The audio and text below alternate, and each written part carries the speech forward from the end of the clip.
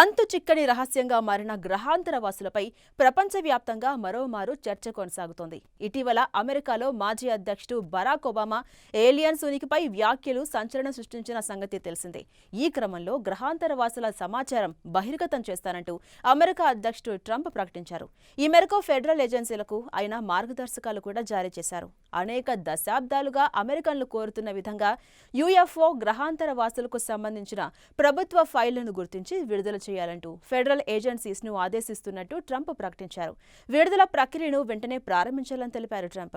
అయితే ప్రజల్లో ఉన్న ఆసక్తిని దృష్టిలో పెట్టుకుని గ్రహాంతర వాసులు గుర్తు తెలియని ఎగిరే వస్తువులకు సంబంధించిన ప్రభుత్వ ఫైల్స్ ను గుర్తించి విడుదల చేసే ప్రక్రియను ప్రారంభించాలని సంబంధించిన విభాగాలను ఆదేశిస్తున్నాను అంటూ ట్రంప్ తన ట్రూత్ సోషల్ ప్లాట్ఫామ్లో పోస్ట్ చేశారు. అయితే అన్నీ బయట పెడతారా లేకపోతే కొన్ని బయట పెడతారా అనే విషయాన్ని ఆయన స్పష్టం చేయలేదు. అత్యంత సంక్లిష్టమైన ఆసక్తికరమైన ప్రతి సమాచారాన్ని ఆ ఫైళ్లలో చేర్చాలని ట్రంప్ పేర్కొన్నారు. భూమికి ఆవల తెలివైన జీవం ఉంది అనడానికి ఇప్పటి వరకు ఎటువంటి శాస్త్రీయ ఆధారాలు లభించలేదు.